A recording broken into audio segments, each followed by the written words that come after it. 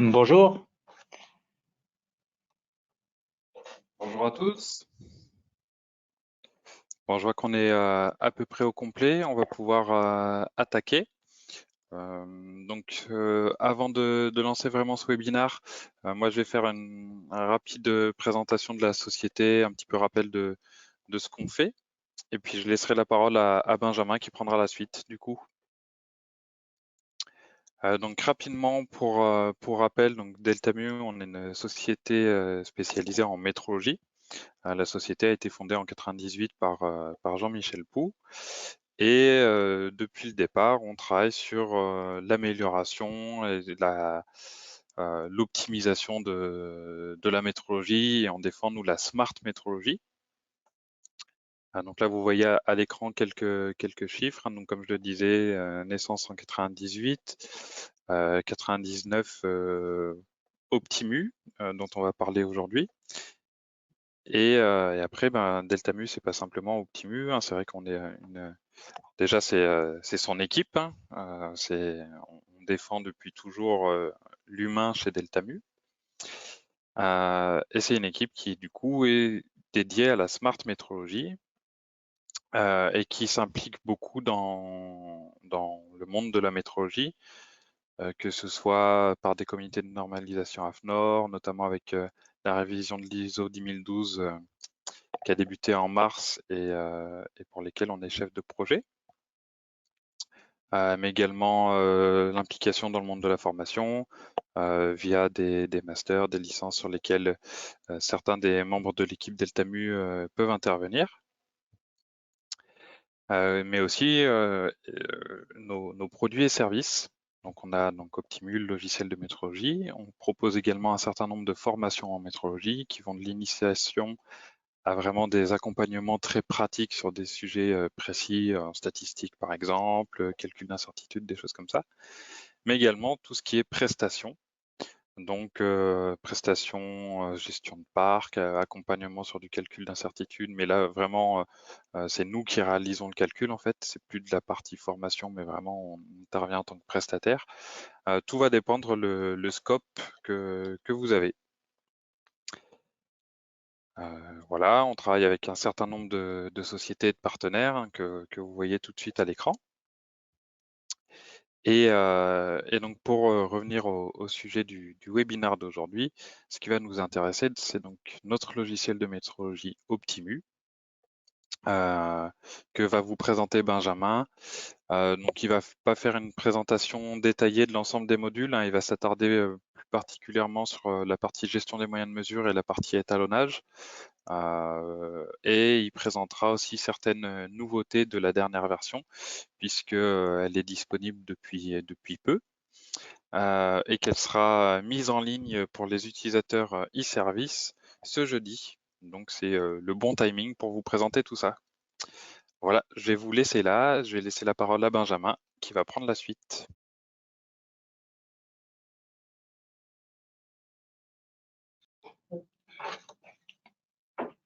Hop, donc, je vais partager mon écran et vous devriez voir là le tableau de bord d'Optimu. Donc, pour certains d'entre vous, vous connaissez déjà un petit peu le logiciel et puis il y a peut-être des personnes qui découvrent le logiciel actuellement. Donc, comme l'a dit Johan, je vais vous présenter donc le logiciel à travers le module gestion des moyens de mesure et étalonnage et en insistant sur les nouvelles fonctionnalités qu'on a intégrées sur la toute dernière version du logiciel. Donc ici, vous voyez le tableau de bord d'Optimu qui regroupe différents indicateurs. Donc les indicateurs, on voit ici la répartition des instruments, la liste des instruments en retard, mon planning de charge des étalonnages pour voir un petit peu la charge de travail que je vais avoir sur les prochains mois. Et donc chaque personne qui aura un accès à Optimu va pouvoir paramétrer, personnaliser ce tableau de bord. Donc la personnalisation se fait très facilement. Ici, on a le bouton et on va pouvoir donc changer la taille des indicateurs, changer la place de l'indicateur et en rajouter d'autres. Donc, on va avoir une liste d'indicateurs assez conséquente en fait à l'achat du logiciel. Hein, pour ceux qui ne connaissent pas, on vous fournit une quarantaine d'indicateurs publics. Donc, même pour ceux qui sont déjà utilisateurs, si jamais vous n'avez pas cette liste complète, vous pouvez nous les demander, on vous les envoie par mail sans problème ou vous connecter à votre espace client pour les télécharger.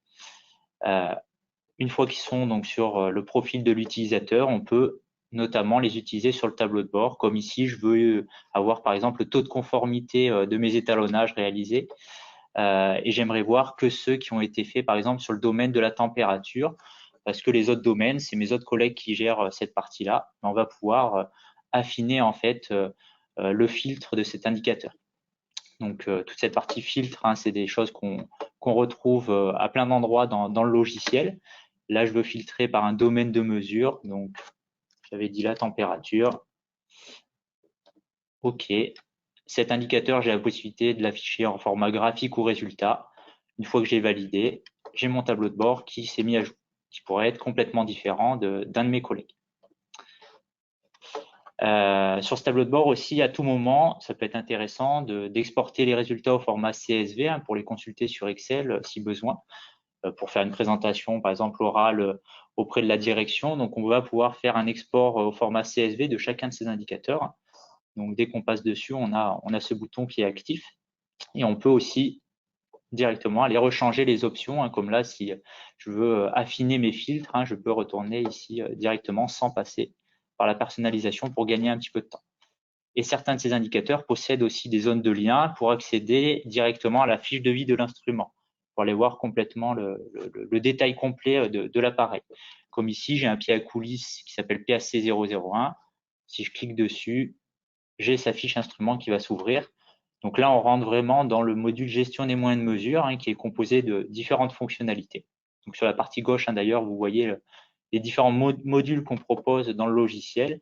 Et à l'intérieur de ces modules, on va avoir différents formulaires.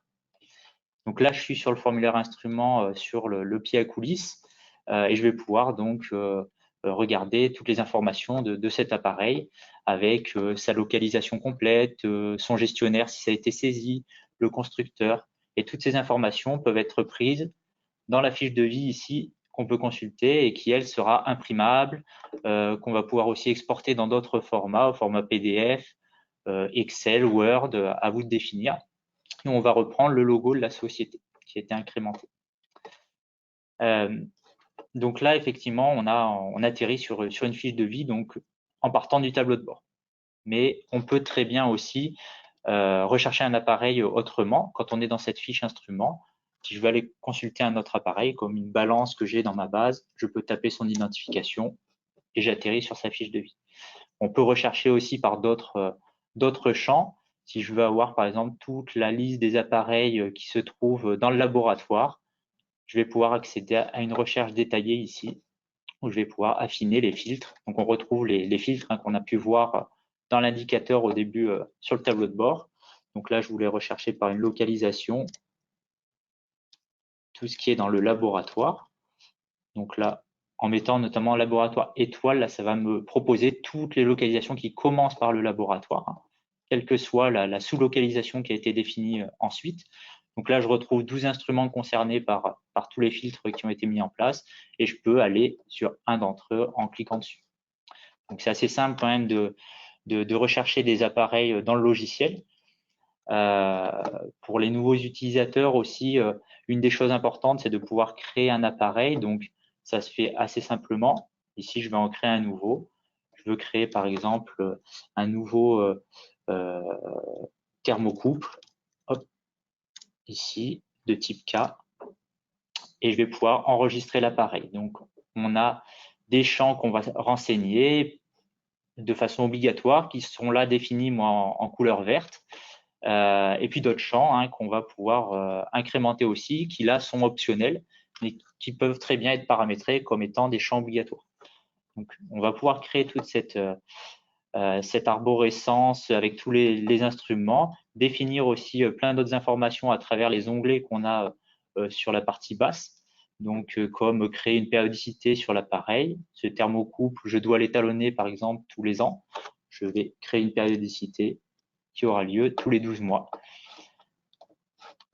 Donc, j'ai la périodicité qui a été créée et dans l'onglet intervention, je vais saisir toutes les interventions qui ont été faites. Donc, si par exemple, vous passez par un prestataire pour faire vos étalonnages et vous voulez juste saisir l'intervention faite par le prestataire, vous pouvez venir ici, effectivement, créer l'étalonnage en renseignant d'autres informations avec par exemple la conformité, le numéro du document, d'autres informations.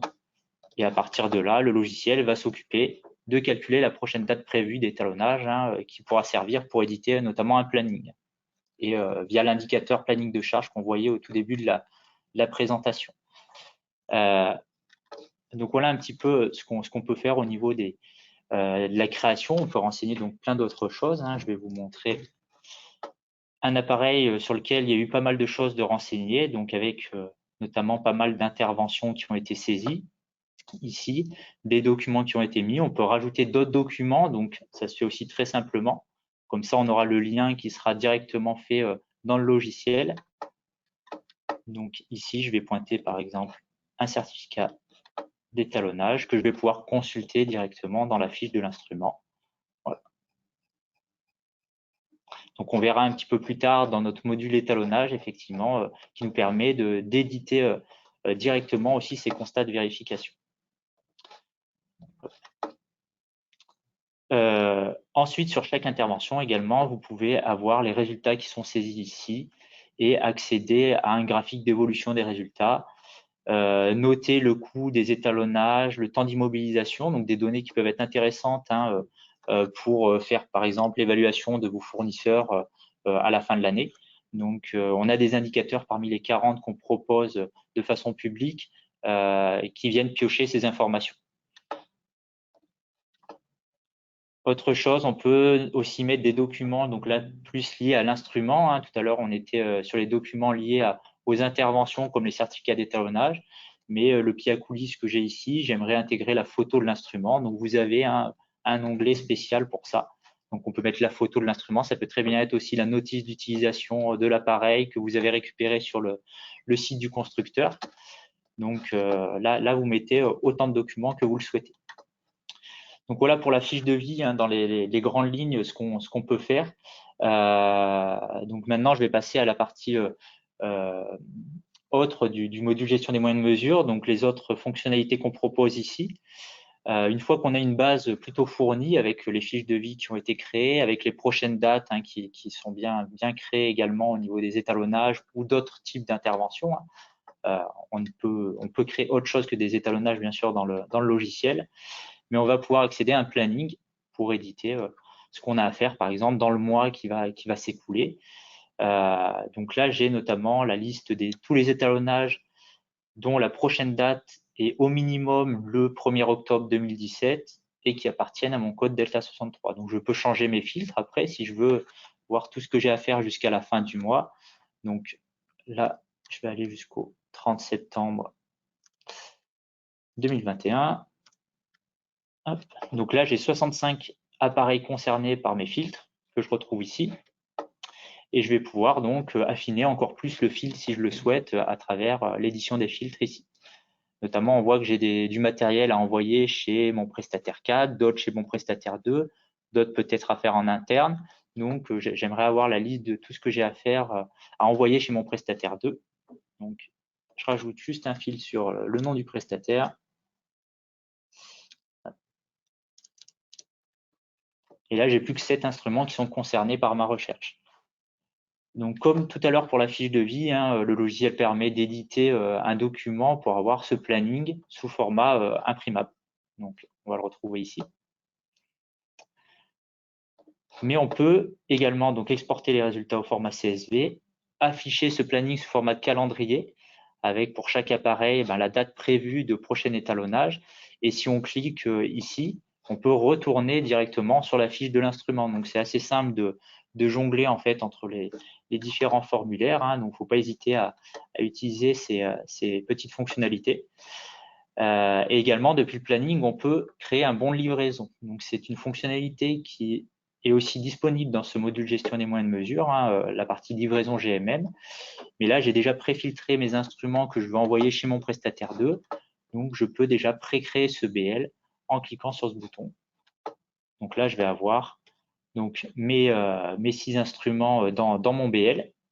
que je vais pouvoir compléter si jamais j'ai tout envoyé hier chez mon prestataire 2. Je vais le noter ici avec un numéro de commande éventuel qui a été généré en interne et une date prévue de retour du matériel que vous avez convenu avec le prestataire directement.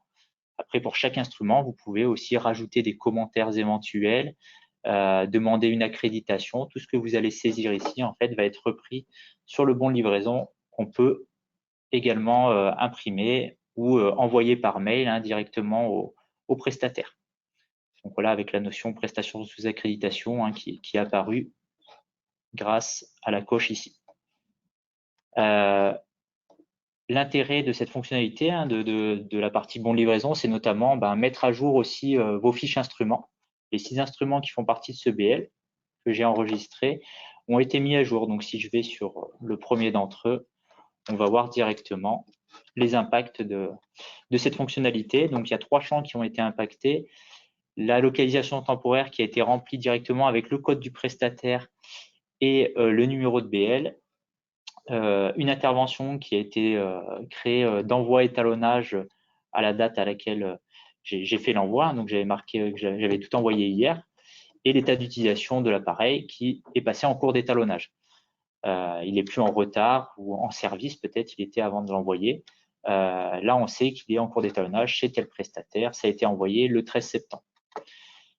Une fois que le matériel revient, donc là, vous avez effectivement la possibilité, si vous travaillez avec des laboratoires d'étalonnage qui eux-mêmes possèdent Optimu, ce qu'on vous conseille, bien entendu, parce que c'est un gain de temps derrière, vous allez pouvoir faire des imports de fichiers pour mettre à jour les fiches des instruments et associer les certificats d'étalonnage qui ont été édités par vos prestataires.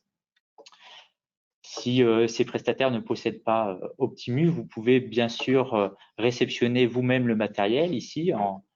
Là, je viens tout réceptionner, tout est revenu aujourd'hui. Je vais enregistrer et également, ça va mettre à jour la fiche de mes instruments. Il manque plus qu'à dire que l'étalonnage qui a été réalisé par le prestataire était conforme ou pas, associer le certificat. Donc, je vais pouvoir le faire en allant sur chaque instrument, mais je vais pouvoir également le faire via cette fonctionnalité nouvelles interventions qui permet de créer donc massivement les interventions des instruments réceptionnés du BL concerné. Donc là, je vais faire ça.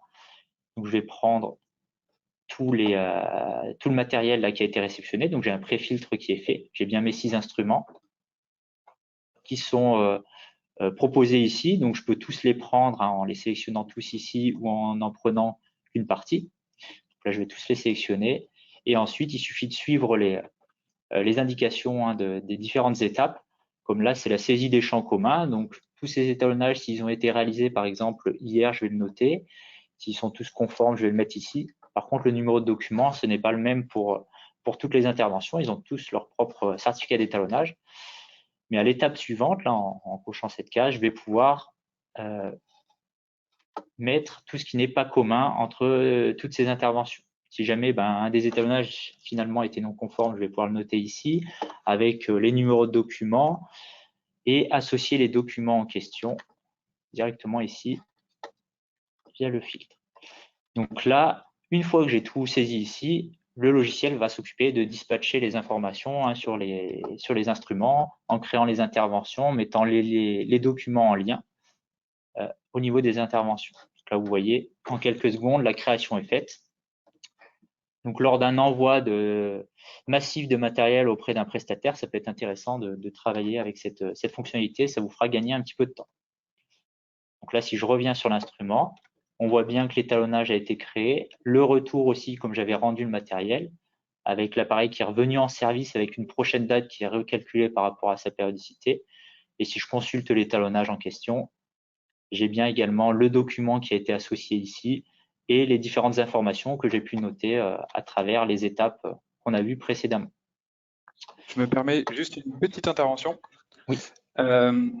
J'ai une personne sur le chat là, qui demande en même temps, tant que tu es sur la fiche instrument, là, qui est sur une ancienne version et qui voulait voir un peu plus en détail les localisations parce que ça a changé depuis sa version à lui. Si tu peux nous montrer juste rapidement. Oui, exactement. Alors pour ceux qui ont connu les anciennes versions, en fait, on avait 3 champs en dessous de code qui s'appelaient site, affectation, sous-affectation. Donc, c'était vraiment 3 champs distincts.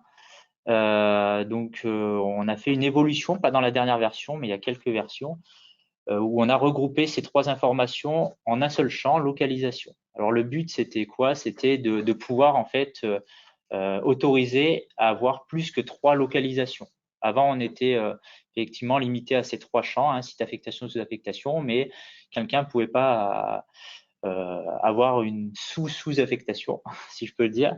Là, dans localisation, on n'est pas limité en nombre. Hein, toutes les localisations sont séparées par des slash. Donc là, on va retrouver en fait quand on crée les localisations, on a le premier niveau, là par exemple la métrologie, puis le deuxième niveau en salle numéro 101 et l'armoire de stockage. Et potentiellement, on pourrait aller beaucoup plus loin.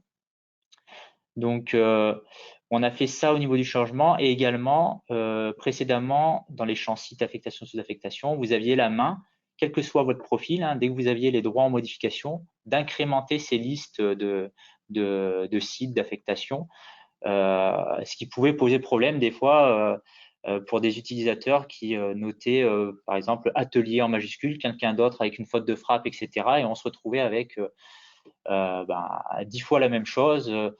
Et donc, après, il fallait faire du nettoyage. Donc, aujourd'hui, les localisations, on ne peut plus les créer directement dans la fiche de vie. Ici, on vient juste sélectionner les localisations qui ont été créées. Et en fait, elles ont été créées, elles, dans la partie du module administratif au niveau des clients. C'est ici qu'on crée en fait les différents codes clients où on peut associer aussi le logo qui va apparaître dans les documents qu'on voyait tout à l'heure, hein, comme la fiche de vie, le planning, etc.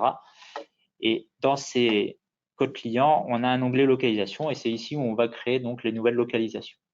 Donc, on va avoir un administrateur plutôt qui va créer les nouvelles localisations que vous allez avoir et après, les utilisateurs, eux, vont piocher dans ces localisations pour les utiliser au niveau de la fiche instrument. Donc, voilà un petit peu ce qui a été fait. Donc, j'espère que ça a répondu à la question. Donc, je reviens à la partie, donc j'avais fini avec la partie bon de livraison. Dans le module gestion des moyens de mesure, donc on a d'autres fonctionnalités, notamment la possibilité de faire un changement massif. Donc, ça, que ce soit pour les utilisateurs actuels ou même les nouveaux utilisateurs. Alors, c'est pas une fonctionnalité qu'on va utiliser tous les jours, hein, mais c'est bien de savoir que ça existe. Parce que si demain, si je reprends la localisation, là, vous avez un nouveau bâtiment qui est créé au sein de votre société et tous les instruments que vous avez, par exemple, dans l'atelier vont aller dans ce nouveau bâtiment, plutôt que de changer la localisation pour chaque appareil un à un, si vous avez un parc assez conséquent, on va pouvoir faire un changement massif. Donc après, c'est assez simple, il suffit de suivre les indications, donc de filtrer d'abord tous les instruments qui sont dans l'ancienne localisation. Par exemple, je veux prendre moi tous ceux qui se trouvent au niveau du laboratoire de contrôle et des paillasses. Donc là, j'ai 5 instruments. Ça va me les proposer. Je peux tous les sélectionner ou certains d'entre eux. Et ensuite, je vais tout simplement saisir la nouvelle localisation. Donc, si tous ces appareils vont aller, par exemple, au niveau de la métrologie, je peux même mettre une sous-localisation. S'ils vont tous exactement dans la salle numéro 102, je vais le mettre ici. Et on a la possibilité, comme quand on fait un changement de localisation sur une fiche instrument, hein, quand on change que pour un appareil, on a une fenêtre qui apparaît qui nous propose de créer sous forme d'intervention le changement sur l'instrument qui a été fait. Comme ça permet d'avoir la traçabilité dans la fiche de vie. Donc là, ça nous le propose aussi et ça va créer l'intervention, si je coche cette case, sur tous les instruments concernés par ce changement massif. Et je peux mettre un motif du changement qui sera mis en commentaire également de l'intervention créée. Ça peut être création, nouveau bâtiment. Suivant, et là j'ai juste un aperçu des modifications pour valider ce que je veux faire, et si je fais suivant, là ça va faire la modification. Donc là j'en avais que 5, ça a pris très peu de temps. Si je reviens maintenant sur la liste des instruments, donc là je vais retrouver notamment tous ceux qui ont été modifiés. Donc si je fais une recherche ici, j'efface tous mes filtres et je recherche juste mes appareils dont la localisation est métrologie salle 102. Donc, je vais retrouver notamment les 6 que je viens de, ou les 5, pardon, que je viens de modifier. et sur eux, donc la localisation a bien été changée. Et au niveau des interventions, comme j'ai demandé la création de l'intervention, je vois la date du jour, un changement sur l'instrument avec le commentaire qui nous donne l'ancienne localisation et la nouvelle et le motif que j'ai saisi auparavant. Donc voilà pour ça. Voilà en gros sur la partie gestion des moyens de mesure. Alors ce qu'il faut savoir aussi quand vous achetez notre logiciel avec ce module-là, on vous donne accès à la partie paramètres système. Alors avec une petite subtilité pour les clients e-service par rapport aux clients on-premise, où certains des formulaires, on a la main dessus, hein, comme la création des comptes d'utilisateurs, groupes d'utilisateurs ou les tâches planifiées. Donc ça, en e-service, vous n'avez pas l'accès direct, mais par contre, bien sûr, on peut modifier des choses pour vous. Il suffit de nous appeler au support technique pour créer des tâches planifiées pour vous. Donc je vais aborder ce sujet-là. Il y a eu notamment une modification de fait sur la dernière version concernant les tâches planifiées. Alors les tâches planifiées, pour ceux qui ne connaissent pas, ça permet notamment de faire des envois des indicateurs qu'on voit sur le tableau de bord. Là. Donc on a une tâche planifiée qui s'appelle envoi d'indicateurs par mail. Donc plutôt que d'ouvrir Optimu et d'avoir les indicateurs sur le tableau de bord, il y en a qui préfèrent les avoir de façon périodique et les recevoir par mail. Par exemple, tous les lundis matins, avoir la liste du matériel à étalonner dans la semaine ou d'autres tâches planifiées. Après, c'est à vous de définir tout ça. Donc voilà ce formulaire tâche planifiée. Et donc dans les modifications qu'on a apportées, en fait, on a la possibilité d'exécuter maintenant une tâche planifiée, ce qui n'était pas le cas avant. Avant, en fait, on créait des tâches planifiées, on faisait une planification. Là, j'ai par exemple une tâche qui va m'envoyer les étalonnages prévus le mois prochain. Donc, j'ai paramétré pour un envoi tous les premiers du mois à 7 heures du matin, de manière mensuelle.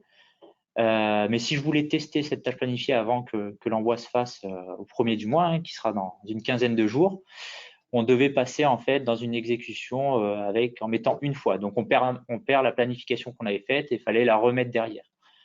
Là, ça permet de tester vraiment l'indicateur directement. Donc là, quand je fais exécuter maintenant, la tâche va être exécutée. Si jamais il y a un problème, ça va être tracé ici. Si tout se passe bien, c'est tracé également. Donc là, on voit que la tâche a été démarrée à 10h59. L'envoi a été effectué sur mon adresse mail et tâche terminée. Donc, on peut consulter tout ça. Donc là, si j'ouvre ma boîte mail, j'ai bien reçu le mail directement et l'indicateur, en fait, ça le met en pièce jointe au format CSV avec le texte qu'on a rentré dans la tâche planifiée. Donc après, je peux bien sûr ouvrir l'indicateur et ici, on retrouve uniquement les appareils que je dois étalonner le mois prochain, donc en octobre 2021. Ça dépend des filtres qu'on a mis en place sur les tâches planifiées. Donc, ça peut être assez pratique quand même d'utiliser ça. Donc, si vous êtes déjà utilisateur, que vous n'avez pas mis ça en place, n'hésitez pas à nous appeler. Si vous êtes sur e-service, donc effectivement, il faut passer par nous pour créer ces tâches planifiées, mais on prend un rendez-vous, on fait un partage d'écran, on crée toutes ces tâches planifiées pour vous. Et également, on a rajouté à ce niveau-là la duplication d'une tâche planifiée. Donc, dans la toute dernière version, ça peut être très utile aussi. On a certains clients qui ont des tâches planifiées d'envoi d'indicateurs, mais ils les envoient à chaque responsable de service. Donc, en fait, c'est le même indicateur. La seule chose qui change, c'est le filtre. Il change, par exemple, le gestionnaire, qui est différent. Donc, il devait jusqu'à présent recréer la tâche de A à Z, donc en faisant nouveau. Donc, on a rajouté la possibilité de dupliquer la tâche planifiée. Donc, le duplicat va reprendre toutes les informations de la tâche dupliquée en mettant juste dans le nom de la tâche tirer copie. Et après, vous avez juste à changer le détail. Par exemple, là, je veux juste les étalonnages prévus le mois prochain, mais dont le gestionnaire est Brice. Et après, je vais changer les filtres. Donc là, c'était déjà sur Brice. Donc très bien. Si c'était un autre gestionnaire, je pourrais changer. Et voilà, tout le reste a été repris. Donc ça peut être un gain de temps aussi à la création des tâches planifiées. Donc voilà pour cette partie-là. Maintenant, au niveau des évolutions aussi qu'on a pu faire, notre logiciel, comme vous le savez peut-être, est déjà proposé en langue française, anglaise et italienne. Mais il restait en fait un formulaire qui n'avait pas encore été traduit en langue anglaise et italienne. ça concernait la partie carte de contrôle du module surveillance. Donc, tous nos clients ne possèdent pas ce module-là. Hein, c'est à l'achat à voir si c'est un module qui est intéressant pour vous, mais il a été traduit donc dans les autres langues. Et pour faire un petit aparté sur cette partie-là, pour changer en fait d'interface, la langue de l'interface, c'est assez simple. Hein, quand on change de compte ici ou quand on se connecte pour la première fois, vous avez la possibilité de switcher là entre les trois langues. Donc là, j'étais en français. Si je passe en italien, je vais avoir de nouveau la page de connexion.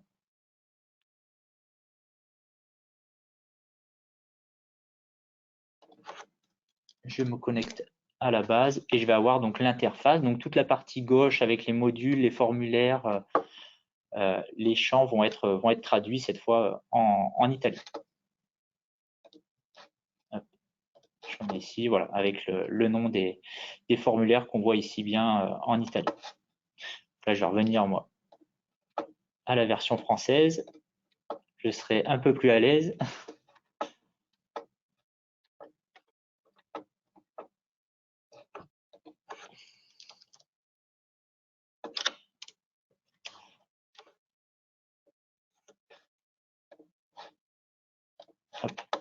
Donc maintenant, ce que je vais vous présenter dans les nouvelles fonctionnalités, il y a des choses qui vont impacter notamment le module étalonnage.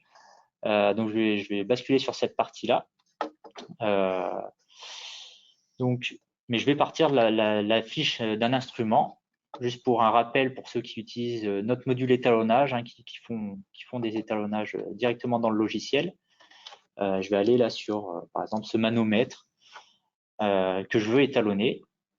Donc, on peut lancer un étalonnage directement depuis la fiche instrument avec ce bouton-là. Donc, ça va m'ouvrir la partie étalonnage ici. Donc, il faut posséder bien sûr ce module, hein, l'avoir acheté.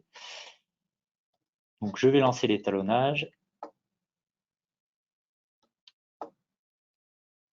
Et ici, donc, je vais pouvoir éditer les mesures. C'est ici où je vais pouvoir retrouver le tableau de saisie en fait pour réaliser mon étalonnage, des mesures effectuées sur mon manomètre. Donc, j'édite les mesures.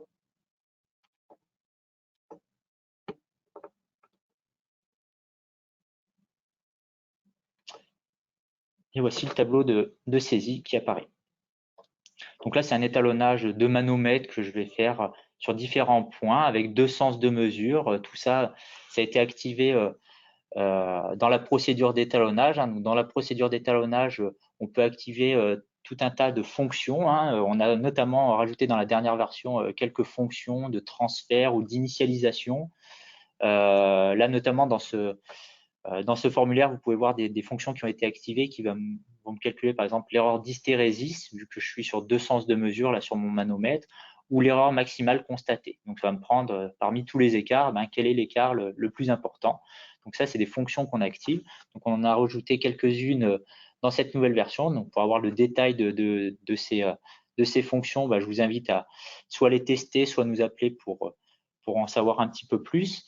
Et puis après, là, je vais faire l'étalonnage directement de l'appareil. Donc là, je fais de la saisie de mesure.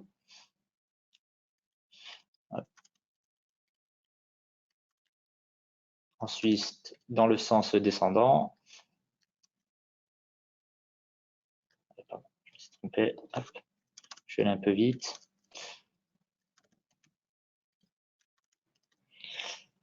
Donc là, j'ai la conformité qui est déclarée automatiquement en fonction des tolérances qui remontent de l'appareil. Je peux avoir activé aussi dans la procédure un graphique pour voir un petit peu le graphique ici de la pression croissante et décroissante comme j'avais les 2 sens de mesure.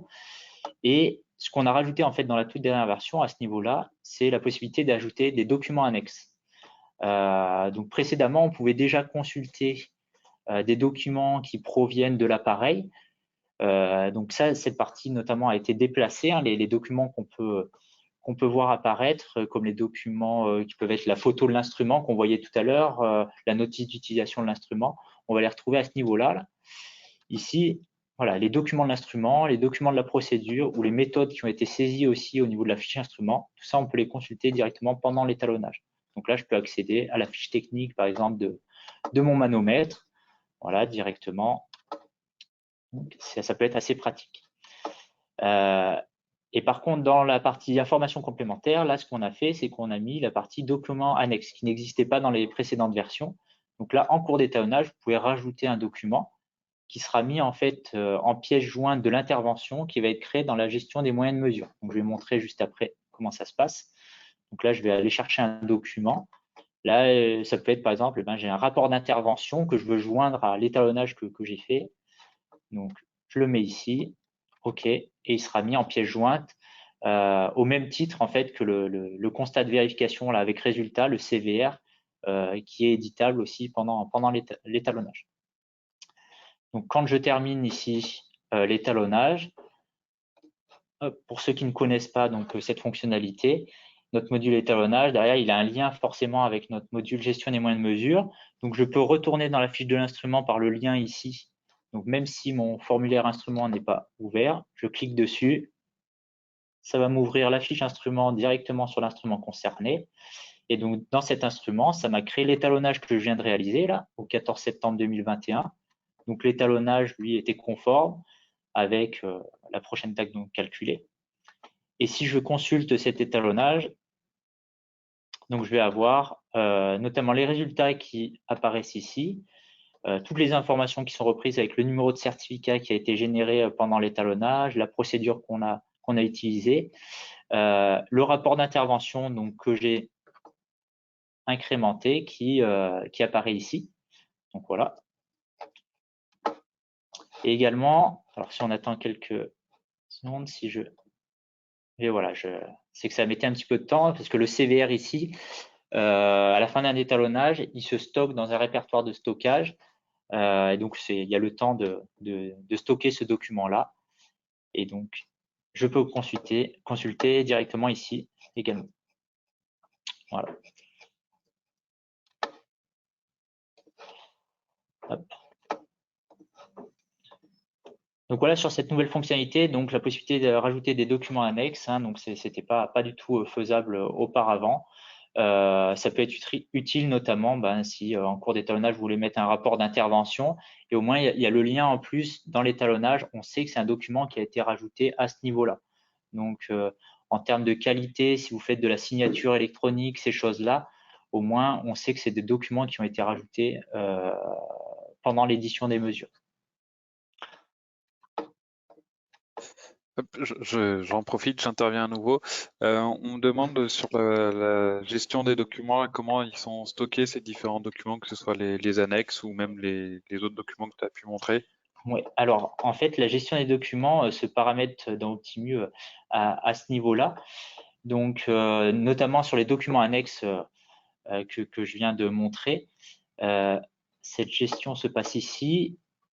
Et là, vous voyez en fait les différents formulaires dans lesquels on peut mettre des documents. J'ai montré au début de la présentation qu'on pouvait mettre des certificats liés aux interventions. Les photos des instruments, on les met à ce niveau-là. Là, c'était les documents annexes du module étalonnage. Donc, pour chacun d'entre eux, en fait, on va pouvoir définir comment seront stockés les documents qu'on va incrémenter. Donc, on a le choix d'autoriser que des liens vers des documents ou des documents incorporés ou des liens vers des pages web. Donc, si on autorise tout, au moment où on sélectionne le document à mettre en pièce jointe, vous allez choisir en fait si ce sera un document incorporé, lien vers des documents ou lien vers des pages web. Sachant que le choix par défaut, on le définit ici également. Si c'est des liens vers des documents, en fait, on va pouvoir aussi mettre un répertoire de stockage ici. Donc, dans ce cas-là, quand on pointe un document, si vous le pointez sur votre bureau de votre PC, ça va faire une copie de ce document et la copie va se mettre dans ce répertoire qui est défini ici. Souvent, là, ça va être plutôt un répertoire réseau qu'on va mettre en place pour que l'ensemble des utilisateurs du logiciel puissent le consulter. Donc, pas forcément un disque local. Donc, voilà un petit peu comment ça se passe. Et c'est la même chose, en fait, pour tous les autres formulaires. On a ces choix-là d'autoriser un type de lien vers les documents donc, ou des documents incorporés, etc. Donc, voilà pour cette partie-là. Par rapport aux nouvelles fonctionnalités qu'on a pu rajouter aussi dans la dernière version, il y a quelque chose qui va intéresser donc là plus la partie laboratoire d'étalonnage ou les industriels qui font de la prestation d'étalonnage. Donc au niveau des tarifs des étalonnages, Donc, quand on crée des procédures dans Optimu, donc toujours dans le module étalonnage, on a possibilité de mettre une tarification en place. Donc, souvent, les laboratoires d'étalonnage, d'une année à l'autre, ces tarifs peuvent changer. Il peut y avoir une augmentation qui peut être en pourcent, etc. Donc, auparavant, les laboratoires d'étalonnage devaient passer par nous pour qu'on fasse un script pour appliquer une augmentation en fait sur les tarifs de toutes leurs procédures, pour faire ça quand même assez rapidement. Donc, on a rajouté une fonctionnalité qui permet d'appliquer ce pourcentage supplémentaire. Donc là, notamment, je vais aller sur nouvelle année ici. Je peux filtrer toutes mes procédures de 2020 sur lesquelles j'ai des tarifs. Donc là, j'ai 5 procédures concernées. Après, je peux filtrer avec d'autres choix, hein. Rechercher par désignation, par domaine de mesure. Peut-être que le pourcentage n'est pas le même selon le type d'appareil. Là, moi, je vais prendre toutes les procédures sur lesquelles j'ai une tarification. Suivant, ça me les propose toutes. Donc, comme tout à l'heure, je peux toutes les sélectionner ou certaines d'entre elles. Donc là, on voit le tarif actuel pour chacune de ces procédures. Et ensuite, je vais pouvoir appliquer, par exemple, pour l'année 2021, un pourcentage d'augmentation de, par exemple, 2%. Et donc là, j'ai bien les procédures qui ont été mises à jour avec ces tarifs. Donc là, notamment, si je consulte maintenant pour l'année 2021, la procédure sur laquelle je suis, donc là, ça concerne la procédure des manomètres, on voit l'augmentation qui a été faite. Il y avait un prix de 100 € en 2020, c'est passé là à 102 €. Donc voilà, là, c'est vraiment une fonctionnalité plus orientée, effectivement, côté laboratoire d'étalonnage ou industriels qui font leurs propres étalonnages et qui utilisent notre module administratif. Parce que ce coût-là, en fait, va servir derrière à éditer des devis qu'on va envoyer aux différents clients. Donc, il y a un lien aussi avec ce module administratif derrière. Donc, voilà au niveau du tarif. Donc, après, je ne sais pas s'il y a des questions à ce niveau-là. Donc, là, sur ce que je voulais vous montrer, donc je pense que j'ai fait à peu près le tour au niveau des nouvelles fonctionnalités. Donc, ce qu'il faut retenir, c'est vraiment la partie amélioration des tâches planifiées avec la duplication et l'exécution immédiate pour tester un indicateur envoyé par mail. La traduction donc complète du logiciel avec le dernier formulaire qui n'était pas encore traduit.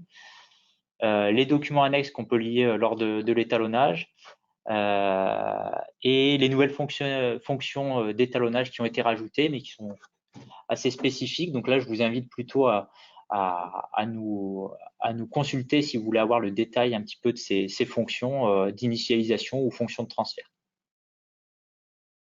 Juste, vu qu'on a un petit peu de temps niveau timing, on est bien là. Est-ce que tu peux prendre 30 secondes pour dire un petit mot sur les autres modules qu'on peut voir à l'écran? Sans problème. Effectivement, là, je vous ai parlé de la partie gestion des moyens de mesure, étalonnage, mais notre logiciel donc est un logiciel modulaire qui s'articule autour de notre module noyau gestion des moyens de mesure, mais tous les autres modules peuvent être bien sûr achetés et apportent d'autres fonctionnalités. On a notamment, donc là, je vais vous faire une présentation rapide orale. Là, de la même façon, si vous voulez une présentation très détaillée sur des modules qui pourraient potentiellement vous intéresser, notre service commercial se fera un plaisir d'organiser une démonstration.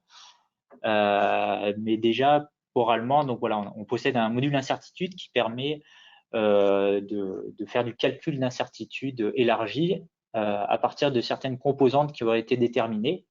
Donc, on peut très bien appliquer une composante qui provient de la résolution de notre étalon, une autre composante qui va être liée à la stabilité de la température dans la pièce dans laquelle on fait l'étalonnage, etc., etc. Et le logiciel, en fait, va faire la somme de variance, donc ce qui est noté notamment dans le guide des incertitudes de mesure, le GUM.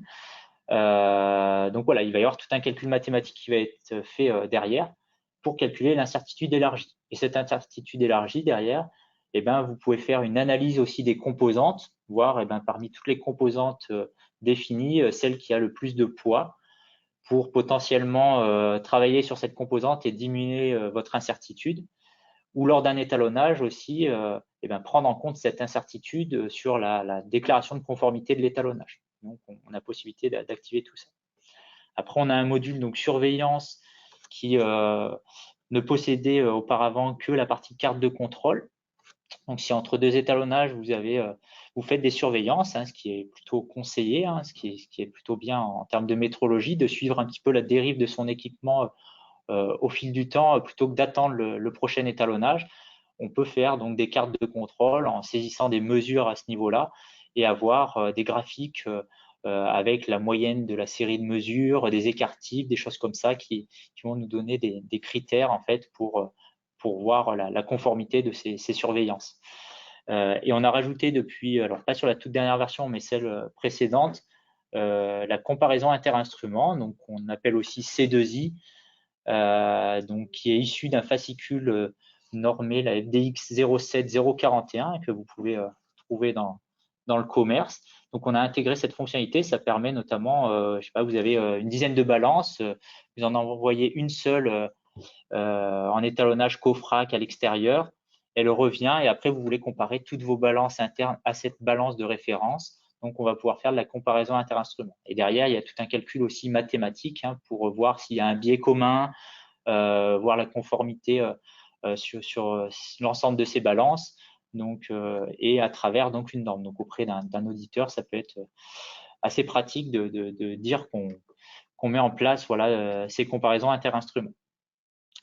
On a aussi le module statistique qui là concerne plus nos clients qui travaillent dans le domaine de l'automobile. Donc là, c'est pour faire de l'étude statistique par rapport au MSA en fait. Donc on retrouve tout ce qui est calcul CG/CGK, RR pour répétabilité, reproductibilité et MSA aux attributs pour les appareils où là on à code fixe pour par exemple faire une étude de répétabilité sur des tampons lisses ou des bagues lisses, ces choses-là. Donc le module étalonnage, on en a discuté. La partie administrative, donc là qui va être plus orientée laboratoire d'étalonnage, notamment sur la partie devis. En fait, les 4 premiers formulaires de ce module sont donnés à l'achat du module gestion des moyens de mesure. Ça permet notamment de créer la fiche de vos prestataires, des clients, mais la partie basse ici nécessite l'achat du module administratif et c'est là où on va pouvoir donc faire des devis, faire des livraisons, des factures à envoyer aux clients, etc. Ou même quand vous êtes labo mais qu'il y a certains appareils que vous ne pouvez pas faire vous-même, que vous sous-traitez, on peut gérer la sous-traitance aussi dans cette partie-là. On a également un module mouvement qui permet de faire des entrées-sorties, par exemple d'un magasin. Si vous avez une gestion magasin du matériel, tous vos instruments, vous allez voir le magasinier pour prendre une sonde de température. Elle va sortir du magasin du lundi au vendredi. Vous lui ramenez le vendredi. La semaine d'après, quelqu'un d'autre la prend pendant 3 jours. Vous voulez suivre un petit peu tous ces mouvements de matériel. Ce module permet de faire ça.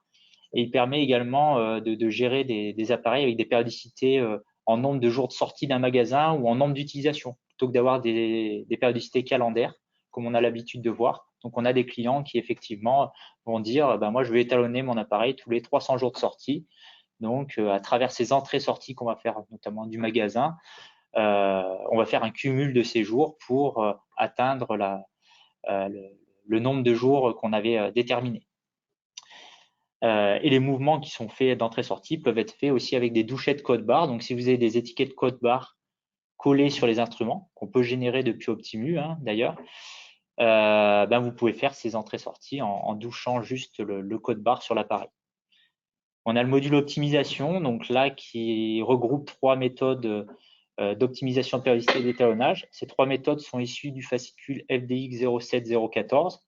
Donc, on va y retrouver la méthode opérette, la méthode de la dérive et le calcul du rapport de périodicité. Donc, le calcul du rapport de périodicité, lui, est basé sur les incertitudes, donc il nécessite l'achat de ce module-là également. La méthode de la dérive va plutôt s'appliquer en fait aux appareils à code fixe où on va avoir une usure mécanique, comme les tampons, les bagues, des masses étalons, des piges, ce genre d'appareil. Donc, on va regarder le graphique d'évolution des résultats et on va se baser en fait sur la dérive de ces équipements.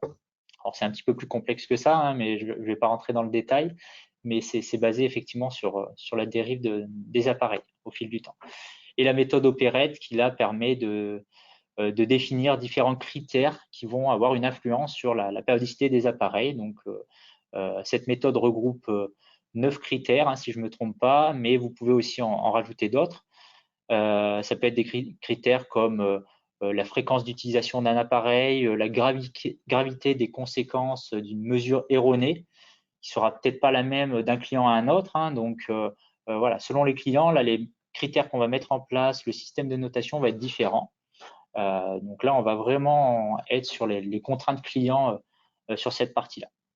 Donc après, on propose, nous, des formations sur ces méthodes d'optimisation, hein, que ce soit des formations théoriques par notre service métrologie ou sur la pratique aussi après la mise en place dans le logiciel Optim. Donc voilà pour les modules qu'on propose. Et la partie basse, en fait, que ce soit paramètres système ou outils, on les a décalés sur le bas parce que à l'achat du module gestion des moyens de mesure, en fait, vous avez accès à ça. Donc la partie paramètres système, ça va être plus une personnalisation de son Optimu avec l'activation de champs obligatoires, la création donc des comptes, des groupes en attribuant les droits par utilisateur, ces choses-là. Et dans la partie outils, c'est notamment là où vous allez pouvoir, si vous travaillez avec un prestataire qui lui-même possède Optimu, importer ces interventions. Et également importer les indicateurs dont je parlais au tout début, donc les 40 publics qu'on propose ou d'autres indicateurs que vous pouvez nous demander. C'est ici qu'on vient les importer. Donc voilà un petit peu pour une présentation rapide de ces modules, mais comme je l'ai dit, n'hésitez pas à nous contacter pour une présentation plus détaillée. Je reprends la parole un petit coup. On a une dernière petite question, puis on arrêtera là. Alors, pas d'inquiétude pour les questions auxquelles on n'a pas eu le temps de répondre par écrit ou oralement. On reviendra vers vous pour apporter des réponses. Hein. Donc simplement pour terminer, au survol à un moment donné de la souris, on a pu voir sur l'étalonnage simultané. Donc, ça a attiré la curiosité. Tu peux nous en dire plus? Alors, effectivement, on a cette partie étalonnage simultané qui fait partie donc d'une option qu'on propose à ce module étalonnage, l'option PAC+, hein, donc qui regroupe l'étalonnage simultané et la déconnexion du serveur. Donc ça permet pour un même type d'appareil, si vous avez, je sais pas, dans un bain, vous mettez 10 sondes de température et vous les étalonnez tout en même temps. Donc elles font appel à la même procédure d'étalonnage, on va faire les mêmes points de mesure, etc. Et bien là, ça va être plus rapide de faire l'étalonnage simultané. Donc voilà, l'étalonnage simultané, c'est vraiment sur un même type d'appareil, une même procédure qu'on va appeler. On peut aller un peu plus loin aussi si vous pouvez brancher votre bain à votre PC. On peut activer les moyens d'acquisition et vous mettez par exemple une consigne sur votre bain à 100 degrés, puis une autre consigne à 200 degrés. Et à partir de 100 degrés, ça va prendre les mesures de chacune de vos sondes. On pourrait aller un peu plus loin. Donc, on peut aller sur cette partie-là, donc avec une incrémentation des valeurs directes. Donc, voilà à quoi sert cette partie-là. Et une fois qu'on a fait les étalonnages simultanés, en fait, le logiciel va créer dans cette partie étalonnage un étalonnage, par contre, pour chaque sonde qu'on aurait mis dans le bain. Donc, chaque sonde aura son propre certificat d'étalonnage, même si on les a fait de façon simultanée. Donc, voilà pour ça. Eh ben, merci pour cette explication. Du coup, on arrive au bout de ce webinaire. On va vous laisser ici. Comme je le disais, hein, les questions auxquelles on n'a pas pu répondre, que ce soit par écrit ou oralement, on les traitera quand même. On vous fera un retour. Et puis, si vous souhaitez découvrir plus amplement Optimu et faire une démonstration plus complète, comme le disait Benjamin, vous n'hésitez pas à nous contacter. Merci à vous. Bonne journée.